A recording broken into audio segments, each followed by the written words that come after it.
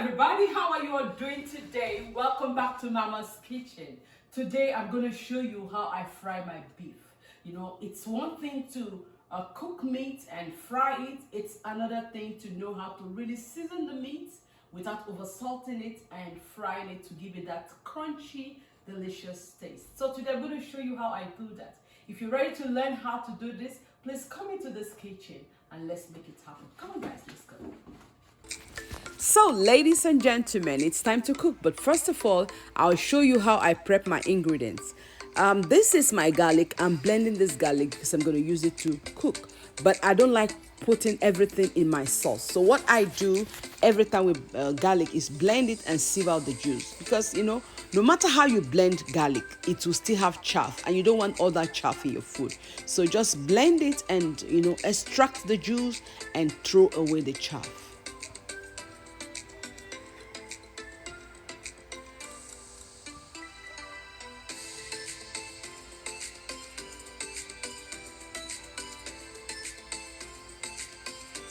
So here I'm showing you my bell pepper, habanero pepper, and of course my tomatoes. These tomatoes I have to cut everything inside out. I do this with my stew most of the time because I don't want that sourness from tomatoes. So always take out your inside of your tomatoes and you know, blend it. It means you're going to use a lot of tomatoes, but it doesn't really matter. You want the best for your food. So you blend your tomatoes, pepper, ginger, garlic, and habanero pepper. And after blending, you pour it to a pot and you're going to boil this down. So what I do is put some vegetable oil inside and, you know, let this cook for a while. I'm going to be cooking this until the pepper gets cooked, and that happens when you see all the oil on top of the food. Then you know the pepper is ready, and then you put it aside. So this second set of blending is the pepper and onions that I'm going to use to season my meat. Here you see I blended with no water at all. You don't have to put any water because you don't need to put water in that meat. So I blend and I put aside, and I'm showing you how I open my Maggi cubes. You know, I give them a little tap with my pencil and then it softens it, and I'm able to pour everything out in the plate.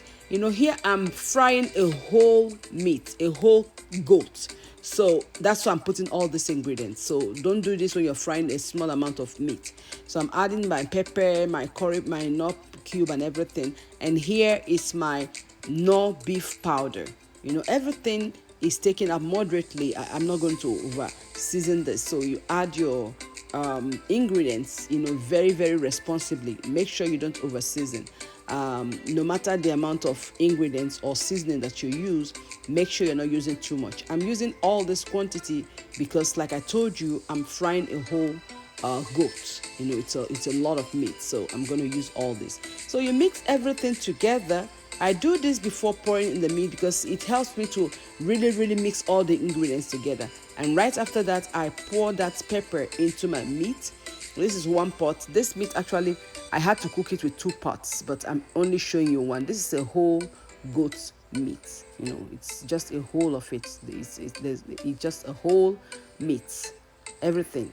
So it's taking about 2 big pots to cook this.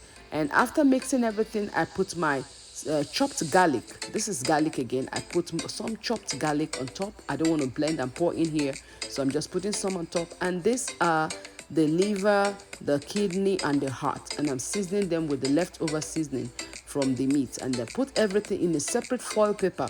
I do this because I don't want it to cook and then get messed up in the pot or get missing in the pot. So I mix it, put it in the foil paper, and I'm going to just place this in the pot with the meat, and they're all going to cook together.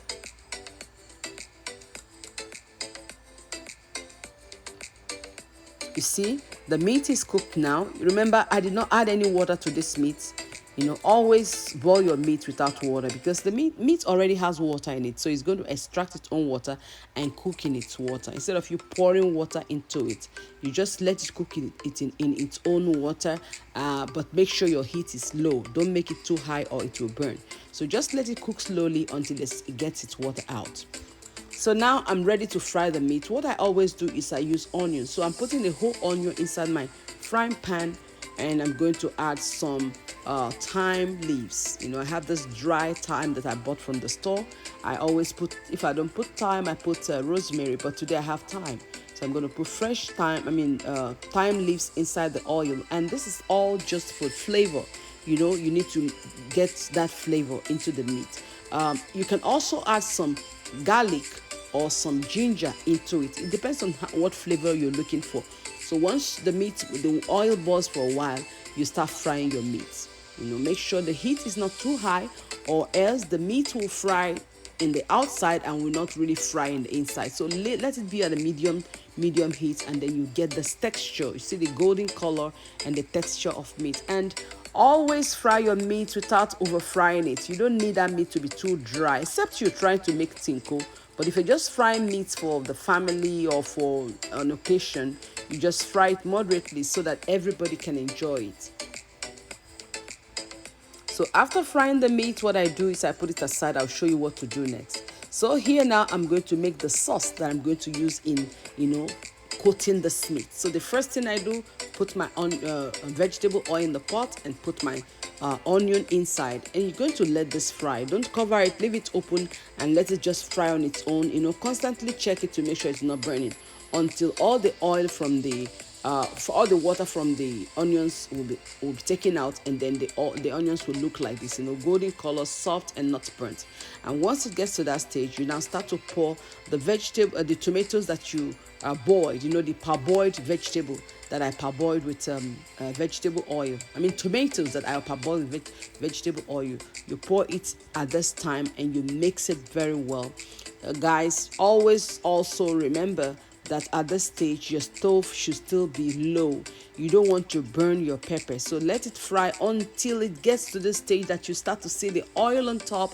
That tells you that this tomatoes is really fried. So now what you do is you add your seasonings. Here I have salt, thyme, and a little bit of Knorr cubes. Because the meat is already seasoned, I'm not going to over season the sauce. So just moderately season your sauce, and then you mix everything up, and you're going to allow this to fry until it's really dry, because you just want those seasonings to get into the sauce. So once it gets to this stage, it's really dry and looking good, you now add your garlic ginger paste, the ginger juice. You add it inside. You mix everything together and let it fry back until it becomes very dry, just like the texture you have here. And what you do with this is you pour it inside the meat and mix it up. It's just for the meat to have some sauce on it. Some people like it very dry. Some people like it very with a lot of sauce on it. But today I'm making it with not too much sauce on it.